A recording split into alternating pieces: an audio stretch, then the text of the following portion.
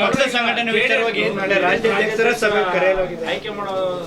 ನಾಳೆ ಜೆಪಿ ಭವನ ಸಭೆ ಇದೆ, ನೀವೇನಾದ್ರು ಹೋಗ್ತೀರಾ ಸರ್? ನಾನು ನೇರವಾಗಿ ಮಾತಾಡಿದ್ದೀನಿ. ಪುಟ್ಟರಾಜು ಅವರು, ಸಾರಾ ಮಹೇಶ್ ಅವರು ಇಬ್ಬರು ಕೂಡ ನಮ್ಮ ಮನೆಗೆ ಬಂದಿದ್ದರು. ನಮ್ಮ ಕೇಂದ್ರದ ಸಚಿವರು ಇಲ್ಲಿ ಬರ್ತಕ್ಕಂಥ ಸಂದರ್ಭದಲ್ಲಿ ದಿಶಾ ಮೀಟಿಂಗ್ ಸಭೆಗೆ ಹೋಗಬೇಕಾಗಿತ್ತು. ನಾನು ಆವತ್ತು ಮೈಕೈ ನೋವು ಬಂದು ಬೆಳಗ್ಗೆ ಹೇಳ್ಬೇಕಾಗಲಿಲ್ಲ, ದಿಶಾ ಮೀಟಿಂಗ್ ಸಭೆಗೆ ಹೋಗಲಿಲ್ಲ. ಪಕ್ಷದ ಸಭೆಗೆ ನಾನಿವಾಗ ಬರಲ್ಲ.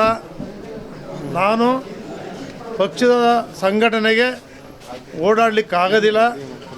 ನನಗೆ ಮನೆಯ ಜವಾಬ್ದಾರಿ ಸ್ವಲ್ಪ ಜಾಸ್ತಿ ಆಗಿದೆ. ಮತ್ತು ಕ್ಷೇತ್ರ ನೀವೇ ನೋಡಿದ್ರಿ, 900 ಬಡಾವಣೆಗಳು ಹಸ್ತಾಂತರ ಮಾಡಿದ್ದಾರೆ.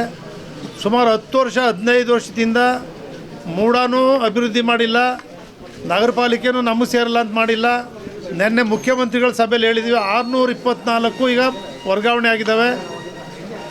4-5 ವರ್ಷದಿಂದ ಮೂಡಾ ಬಡಾವಣೆಗೂ ಪಾರ್ಕು, ಲೈಟು, UGD ಇವೇನು ಮಾಡಿಲ್ಲ.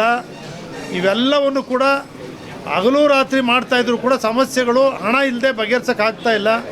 ಇದನ್ನು ಮುಖ್ಯಮಂತ್ರಿಗಳ ಗಮನಕ್ಕೂ ಕೂಡ ನಿನ್ನೆ ಮೀಟಿಂಗಲ್ಲಿ ಸಂಪೂರ್ಣವಾಗಿ ತಂದಿದ್ದೀವಿ. ಸಮಸ್ಯೆ ಏನು, ನನ್ನ ಕ್ಷೇತ್ರದ್ದು ಚಾಮುಂಡೇಶ್ವರಿ ಕ್ಷೇತ್ರನೇ ಬೇರೆ, ಬೇರೆ ಕ್ಷೇತ್ರಗಳೇ ಬೇರೆ. ಅನುದಾನವನ್ನು ಸಮಾನತೆಯಾಗಿ ಕೊಟ್ಬಿಡ್ತಾರೆ 10 ಕೋಟಿ ಅಂಥೇಳಿ. ಈ ಕ್ಷೇತ್ರಕ್ಕೆ ನೀವು 1,000-2,000 ಕೋಟಿ ಕೊಟ್ಟರೆ ಸಾಲದು ಅಂಥ ಪರಿಸ್ಥಿತಿ. ಮೈಸೂರು ಸುತ್ತ 3 ಕ್ಷೇತ್ರದ ಹೊರಗಡೆ ಇರ್ತಕ್ಕಂಥ ಸುತ್ತಲ ಬಡಾವಣೆಗಳು 900 ಬಡಾವಣೆಗಳು, ಖಾಸಗಿ ಬಡಾವಣೆ, ಮೂಡಾವಣೆ ಸೇರಿ ದಿನನಿತ್ಯ ಅನುಭವಿಸ್ತಾ ಇದ್ದೀನಿ ಕಷ್ಟ. ಬೇರೆ ಯಾರಿಗೂ ಕೂಡ ಗೊತ್ತಿಲ್ಲ.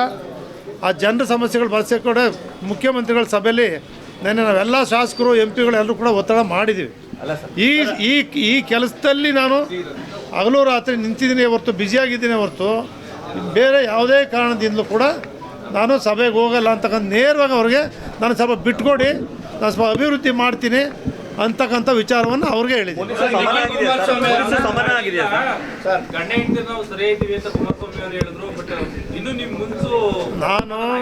ನಾನು ಯಾವತ್ತೂ ಕೂಡ ನಾನು ಉತ್ತವನು, ನಾನು ಹಿಂದೆ ಬಿತ್ತವನು ಕೋಪನೂ ಮಾಡ್ತಿದ್ದೆ ಹಳ್ಳಿಯವ್ರ ಥರನೇ. ಈಗ 75 ವರ್ಷ.